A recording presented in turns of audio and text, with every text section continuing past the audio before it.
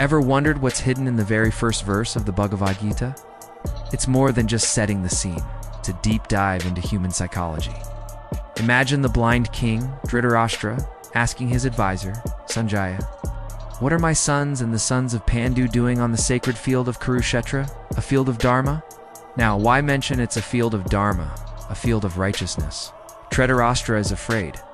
He knows his sons, the Kauravas, are on the wrong side of this conflict.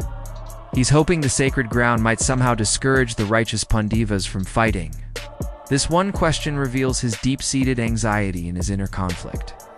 He's wrestling with the fear that righteousness itself will conquer his ambitions. It's a powerful start, showing us that the real battle begins within the mind. Join me as we explore this journey. Thanks for watching, and don't forget to subscribe. The greatest conversation in human history begins with a question born of fear. It doesn't start with a god descending from the heavens in a blaze of glory. No, it starts in darkness, with a blind king, his hand gripping the arm of his throne until his knuckles are white. His name is Dhritarashtra. He sits alone in the cold silence of his palace, but he can hear everything. The distant, muffled sound of war drums beating like a monstrous heart. He can feel the ground tremble as two great armies filled with his own family prepare for slaughter.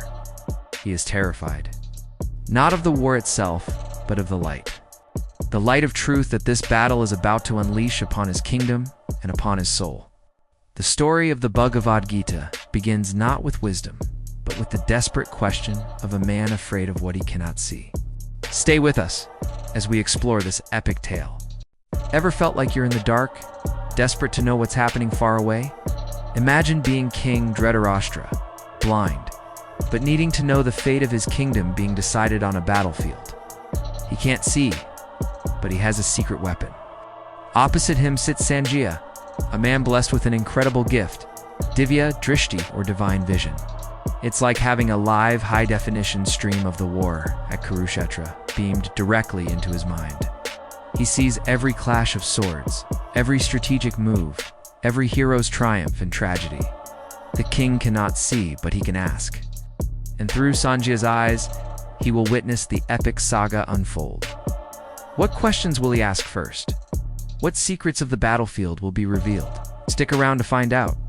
Don't forget to subscribe for more epic stories. Have you ever stood at a crossroads, facing a decision so immense it felt like a battle? That's exactly where the epic story of the Bhagavad Gita begins. It's not just some ancient text.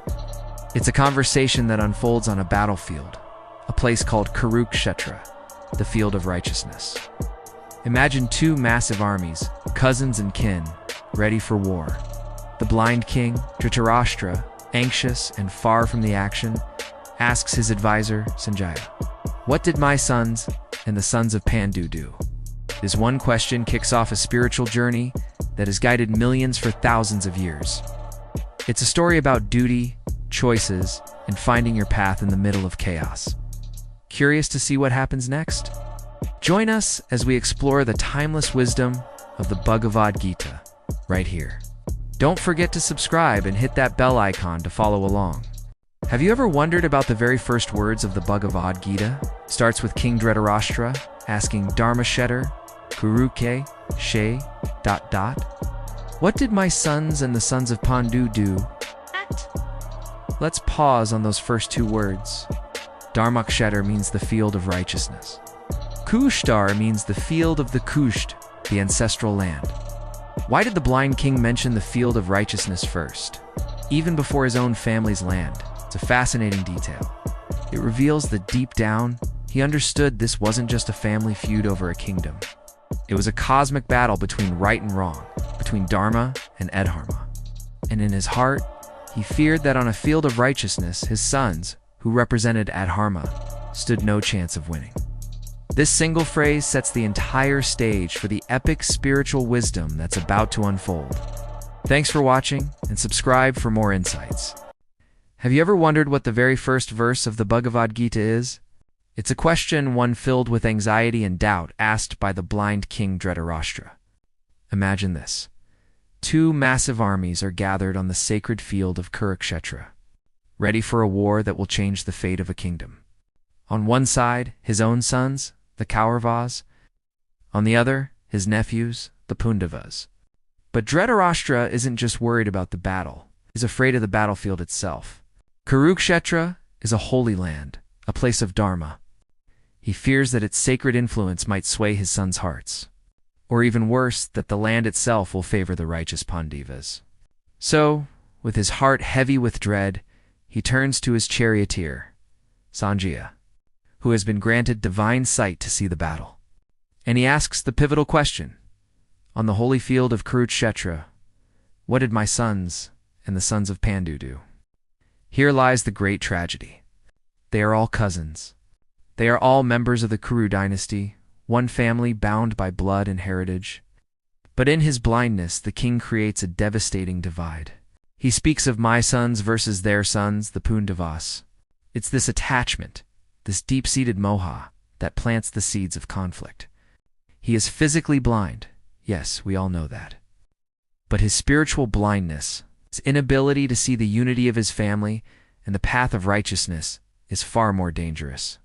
This internal darkness is what ultimately leads to the battlefield of Kuru-kshetre, where brother will fight brother and an entire lineage will face ruin. It's a powerful lesson on how our inner attachments can blind us to the greater truth, causing destruction far beyond what our physical eyes can see. Thanks for watching, and subscribe for more insights. Ever felt that gut-wrenching moment when you ask a question, but you're not really looking for the answer? You're just desperate for reassurance? That's exactly where King Dhritarashtra is. Blind, sitting in his palace, he asks his advisor, Sanjaya, what is happening on the battlefield. But Sanjaya hears what the king is truly asking. Tell me my son Duryodhana is winning. Tell me everything is going to be okay. He can feel the tremor of fear in the old king's voice. But Sanjaya has a choice to make. Does he offer a comforting lie, or does he deliver the cold, hard truth? And in that moment, Sanjaya chooses truth. He begins to speak, not to soothe the king's fears, but to paint a picture of reality, no matter how brutal it might be. This is where the story truly begins. Follow for more. Have you ever seen someone try to look strong, but you could just tell they were terrified on the inside? That's exactly what's happening here. Duryodhana, the leader of the Kaurava army, looks out at this massive force he's assembled. You see millions of soldiers, an ocean of spears, and you hear the clatter of armor and the stamping of thousands of war horses. It looks invincible, right? But Duryodhana's words tell a different story. He starts listing his great warriors one by one, almost as if he's trying to convince himself they're strong enough. It's a classic sign of insecurity.